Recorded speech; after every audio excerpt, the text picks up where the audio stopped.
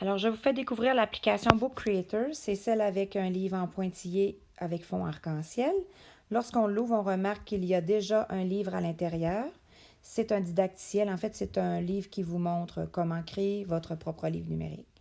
C'est un excellent résumé qui peut vous aider, vous dépanner en fait dans vos premiers pas vers l'utilisation de cette application-là. Lorsqu'on va vers la fin, vous pouvez même ajouter des pages, puis écrire vos propres notes sur ce que vous avez découvert, comment par exemple changer la police. Vous pouvez ajouter vos propres astuces pour les avoir en mémoire lorsque vous aurez besoin de créer un livre. Pour revenir à la page d'accueil, je clique sur mes livres en haut à gauche ici. Alors, vous remarquerez que la configuration de l'application, vous avez une bande en haut, une barre de tâches en haut, pardon, et une barre de tâches en bas. On va s'attarder à la première en haut. Vous avez ici votre bibliothèque, en fait. Nous sommes présentement dans tous mes livres, mais on peut ajouter des rayons à notre bibliothèque. Alors, par exemple, si je le fais, je vais l'appeler élèves. Voilà, et je pourrais placer tous les livres que mes élèves créent ou me transmettent dans ce rayon-là. Alors, ça nous permet d'organiser nos livres.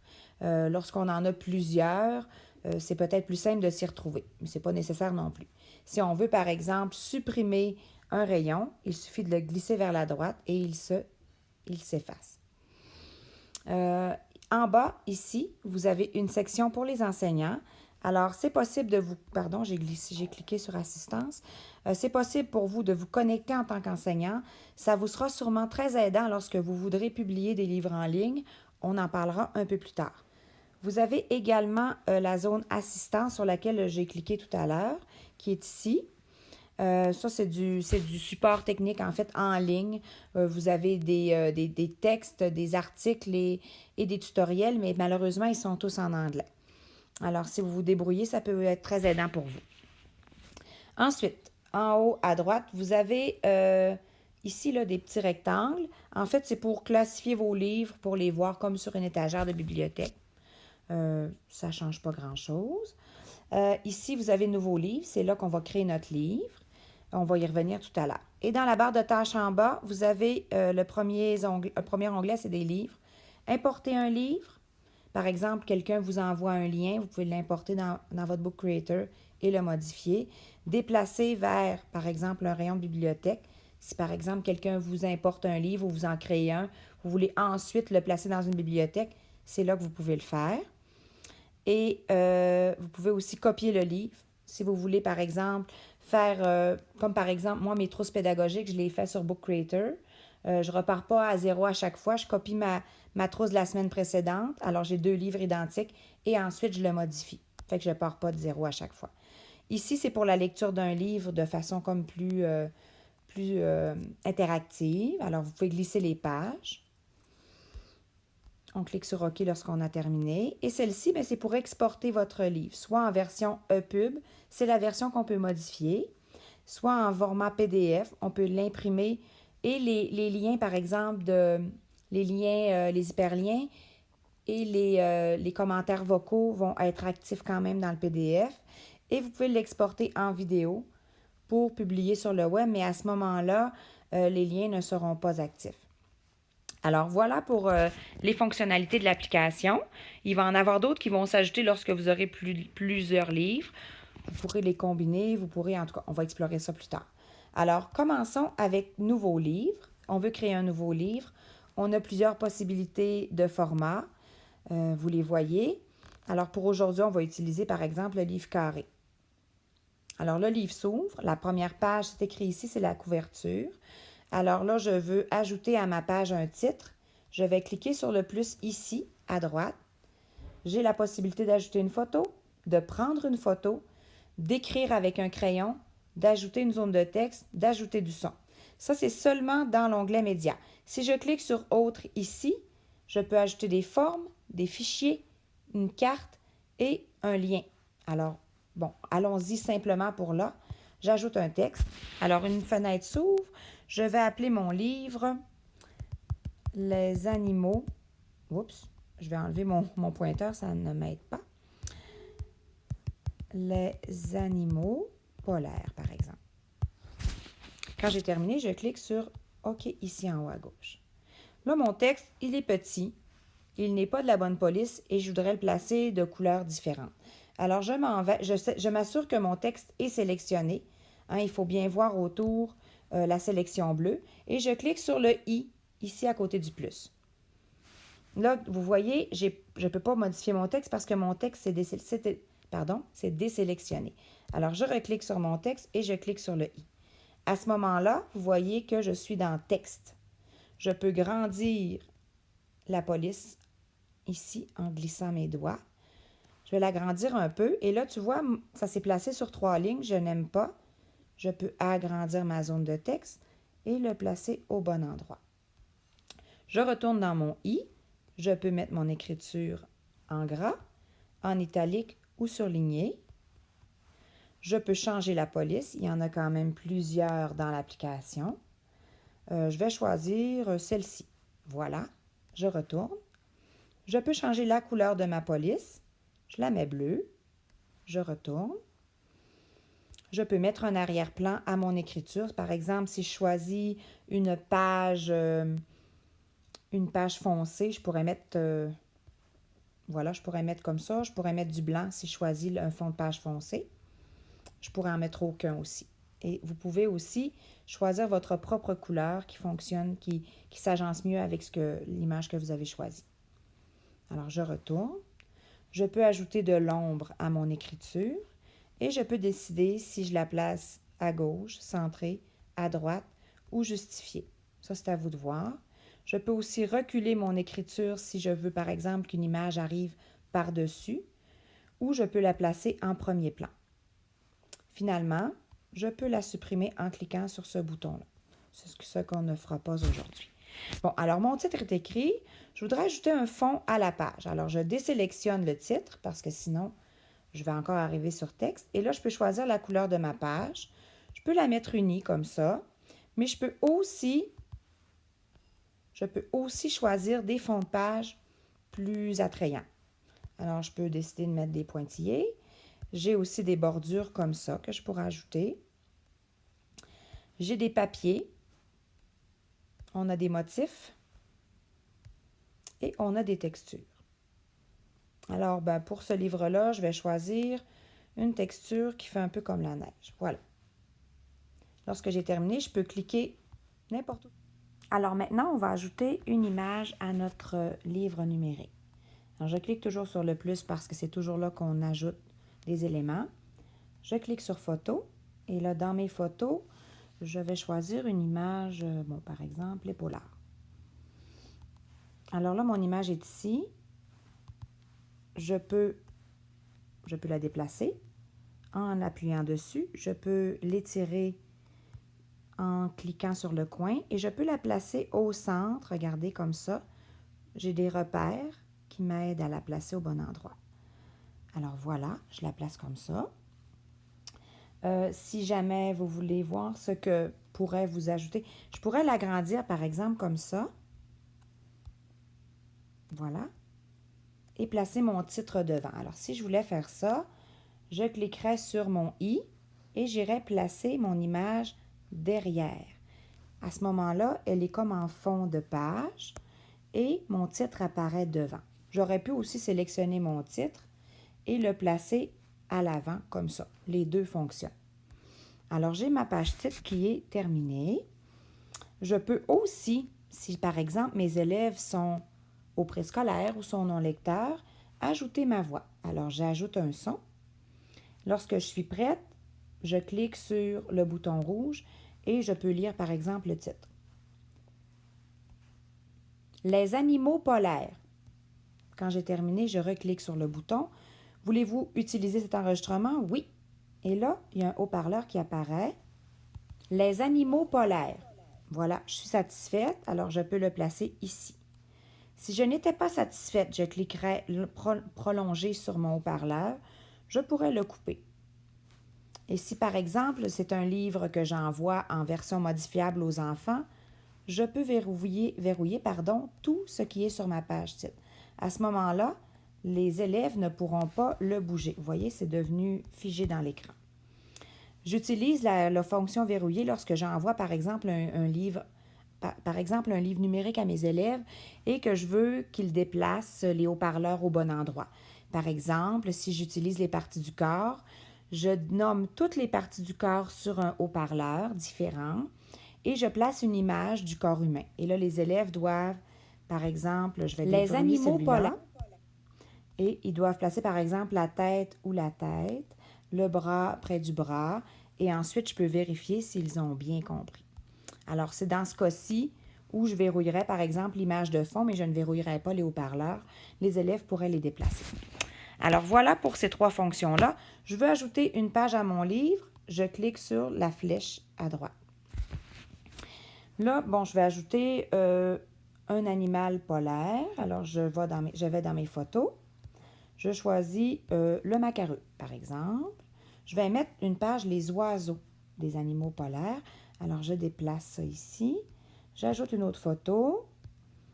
La sterne arctique, par exemple. Bon, je la diminue pour qu'on la voit bien. Est-ce qu'il y a d'autres animaux dans mes images? Je crois que d'autres oiseaux. Ah, oui, j'ai mes pingouins et j'ai les pingouins, c'est des animaux qui volent. Alors, je pourrais les ajouter ici.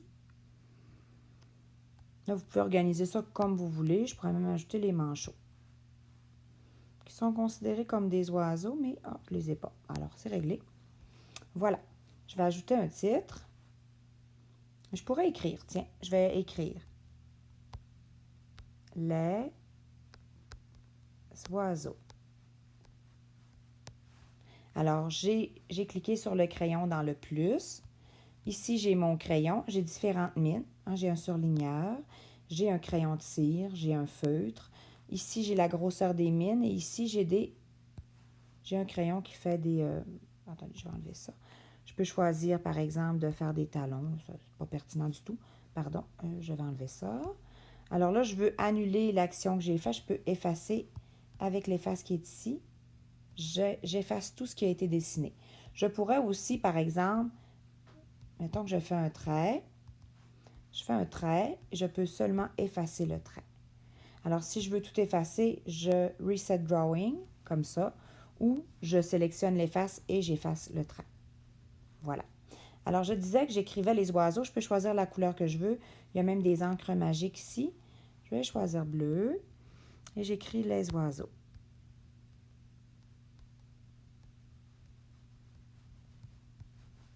Voilà. Je suis satisfaite. Je clique sur OK. Vous avez remarqué, je retourne là. Lorsque je clique sur mon crayon, il y a aussi ici un émoticône.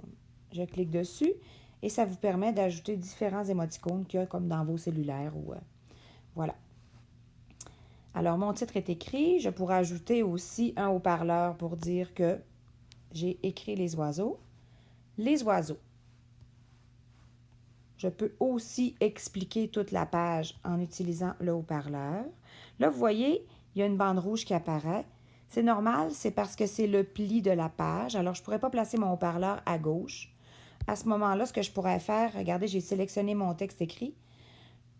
Je pourrais le diminuer, le tasser à droite ou le mettre à gauche, puis mettre mon haut-parleur à droite. C'est à votre guise, en fait. Vous pouvez faire ce que vous voulez. Et si je veux effacer mon texte, vous savez, je tiens mon texte prolongé et je fais couper. Voilà, ça c'est la solution. Sinon, je clique sur mon texte, je vais sur le i et je peux le supprimer ici en bas. Vous avez toujours la possibilité de modifier votre élément avec le i. Alors voilà pour ça, est-ce qu'on a tout utilisé? On n'a pas utilisé l'appareil photo, en fait. C'est simple. Mais là, il faudrait que je donne accès à mon appareil et là, je pourrais prendre une photo de, je sais pas quoi, un livre, par exemple. Ça, c'est mes jambes que vous voyez. Alors, je pourrais utiliser une photo que je prends aussi.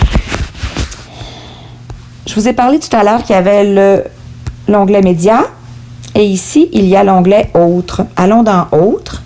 Alors, je peux ajouter une forme. Si, par exemple, je voulais pointer quelque chose dans mon texte, comme ça. Puis ici, écrire macareux, je pourrais faire ça. Voilà. Et là, j'amène mon macareux ici. Je peux changer ma police parce que là, elle est peut-être un peu intense pour une simple et diminuer la police. Voilà. Alors, voilà, j'ai écrit un texte et je pourrais ajouter Macaru avec ma voix aussi. Alors, on peut ajouter, pardon, c'est pas ici que je voulais aller, on peut ajouter des formes, différentes formes. Et là, si je veux changer la couleur de ma forme, c'est la même chose. Je clique sur ma forme. Quand elle est sélectionnée, je vais sur le i. Je peux changer la couleur. Je peux lui mettre un ombre. Je peux mettre une bordure. Je peux enlever la bordure. Je peux mettre une bordure de couleur noire, par exemple. Et là, ma flèche aura un contour noir. Je peux épaissir la largeur de ma flèche, du contour en fait. Et je peux la placer devant, derrière. Voilà. Alors, c'est possible de faire ça avec tous les éléments qu'on ajoute. Si on continue dans notre menu, je pourrais ajouter un fichier. Bon, là, je suis... on pourrait regarder ce que c'est ce fichier-là. C'est le iPad de ma fille, alors... Là, c'est difficile d'ajouter un fichier, mais vous pourriez, par exemple, aller dans vos... Ici, dans Parcourir en bas. Là, c'est plus difficile. On dirait que l'application ne veut pas. Je réessaye. Ça arrive, hein, vous savez, ça arrive tout le temps. Alors là, voilà, là, on voit bien. Je peux aller dans Parcourir ici. Il faut que le fichier soit sur votre tablette. Alors, je pourrais choisir, par exemple, d'ajouter ce fichier-là. Je ne sais pas trop c'est quoi exactement, mais je pourrais ajouter un fichier. Bon, là, c'est pas intéressant. Là, je peux l'agrandir, évidemment, en cliquant dessus. Alors là, je vais l'enlever. Couper. Je peux aussi ajouter un lien. Alors là, je pourrais aller chercher un lien ici. Je voudrais le lien qui parle des images de phoques. Alors, je clique... Pardon. Bon, on peut aller sur celle-là, par exemple. Wikipédia. Alors, je clique, je sélectionne mon lien. Oh, pardon. Voyons. Copier. Je retourne dans mon application. Je le colle. Et je clique sur Suivant. Alors, est-ce que ça me convient? Oui, je pourrais changer le titre de mon lien. Je pourrais marquer seulement... là, c'est marqué Faucidé, c'est le lien. J'imagine que c'est son nom latin, là. Alors, je pourrais écrire phoque, Wikipédia. Et je clique sur OK. Alors là, vous voyez, mon lien est apparu. Je le glisse, je le rapetisse. Je pourrais le placer ici, mais là, je pourrais peut-être même le placer sur une autre page. Alors, je le coupe, je change de page et je l'installe ici. Là, à ce moment-là, je peux lui donner plus de place. Et là, vous voyez, ici, il y a le titre que je lui ai donné. On n'est pas obligé d'en mettre un. Si je sélectionne ma forme et que je vais sur mon i, vous voyez que je peux modifier le titre. Je peux le changer si je veux. Je peux changer la police de mon titre et je peux changer la couleur également. Voilà. Alors, c'est toujours possible de modifier ce qu'on ajoute. Et là, quand je vais cliquer sur mon lien, il y a une page qui va s'agrandir et je vais pouvoir fureter et naviguer sur la page que j'ai ajoutée. C'est super intéressant parce qu'on ne quitte pas l'application. Alors, pour les enfants plus jeunes, pour les élèves plus jeunes, ils n'ont pas besoin de revenir sur l'application. C'est pour ça que j'adore ça. On pourrait finalement ajouter une carte. En fait, vous pouvez ajouter un lien. Par exemple, si je cherche le pôle Nord, on va essayer ça. Oh, non, je pense pas que c'est une bonne idée, pôle Nord. C'est peut-être... je vais marquer Nunavut. Parce que le Nunavut est quand même au nord. Alors, je pourrais ajouter ça comme ça. J'ajoute ce lien-là. OK. Et là, je peux le rapetisser. Voilà. Et je pourrais dire, en ajoutant une flèche ou une bulle, que je vais placer rouge cette fois-ci. Et là, vous voyez, mon contour est vert parce qu'il est vert ici. Je peux le mettre noir. Et là, je pourrais dire que c'est ici que les phoques habitent. Voilà. Et si je clique sur ma carte, elle s'agrandit. Et là, je peux naviguer, je peux agrandir. Voilà. Alors, si je veux, par exemple, bon, là, je voulais placer une autre page qui parle des oiseaux. L'alimentation des oiseaux. Là, je vais y aller rapidement, juste pour vous montrer. Et là, je voulais la placer à la suite des pages, de la page parlant des oiseaux. Alors, ce que je dois faire, c'est page ici. Et là, vous voyez, j'ai toutes mes pages. Je veux modifier, alors je clique sur modifier. Je prends ma page de l'alimentation des oiseaux et je la glisse à la suite de la page des oiseaux. Alors là, à ce moment-là, mon livre est modifié. Vous pouvez toujours ajouter des pages à la fin et venir les replacer au bon endroit par la suite. Si par exemple, je veux copier ma page des oiseaux, je clique dessus de façon prolongée, je clique et je la copie. Vous voyez, elle est identique à l'autre. Par exemple, si vous faites une mise en page assez complexe, mais que vous voulez seulement changer les images ou les mots, vous pouvez copier votre page et là ensuite, en allant sur OK, je peux retourner ici sur ma page en cliquant dessus et juste modifier les images. Fait que j'aurai d'autres oiseaux, mais pas les mêmes images, mais j'ai la même configuration que la page précédente. Je peux retourner sur mes pages d'avant comme ça. Et ici, évidemment, je pourrais supprimer une page. Alors, je vais supprimer la page que j'ai mis en double parce que là, elle n'est pas très utile. Je clique dessus et je fais supprimer. Voilà. Si jamais je voulais ajouter une page, je peux la prendre à la fin et la déplacer, mais je peux aussi insérer une page comme ça. Alors, vous voyez, il y a une page blanche qui s'est ajoutée à côté de ma page. Quand je suis satisfaite, je clique sur OK et je retourne sur la page pour pouvoir aller travailler. Je clique dessus. Si, par exemple, je fais une erreur, j'efface, j'écris bonjour. OK. Et que là, par exemple, par erreur, je voulais le copier, mais je le coupe. Alors, vous pouvez annuler l'action en reculant. On peut annuler plusieurs actions. Alors, on peut reculer. Puis là, ça va s'en aller si, par exemple, il y a plusieurs erreurs qui se sont faites successivement. Alors, voilà pour les informations. Je crois qu'on a pas mal tout touché, tout ce qu'on pouvait ajouter et tout ce qu'on pouvait modifier. Je crois que c'est pas mal complet pour ça. Et là, quand on est prêt, on peut vérifier notre livre. Voir, je vais enlever mon pointeur. Alors, je peux vérifier si mon livre tourne bien, si mes liens s'entendent bien. Ça s'entend bien. Je peux me faire raconter le livre, ici. Pardon. Macareux, l'alimentation des oiseaux. Alors, Fuck wiki. Voilà. Alors, je vais l'enlever.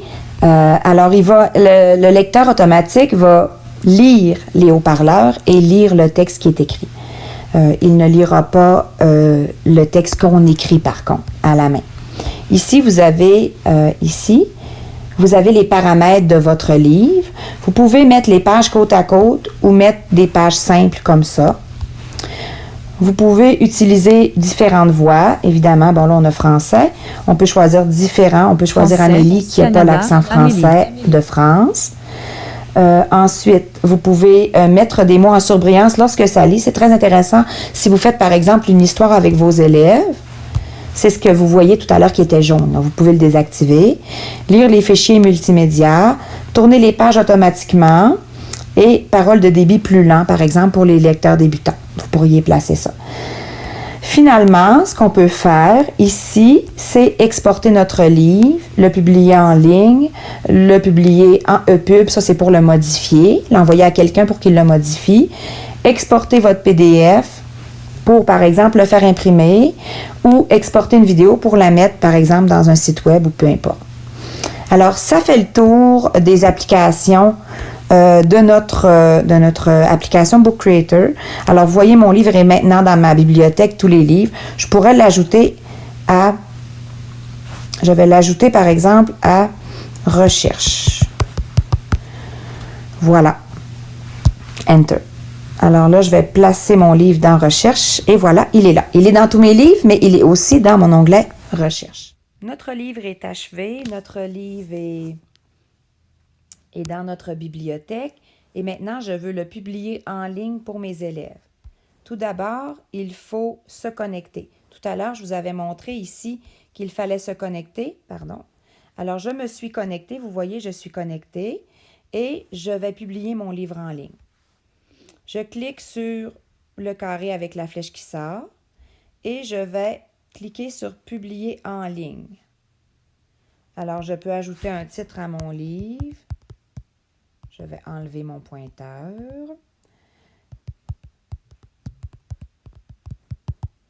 Auteur. Voilà.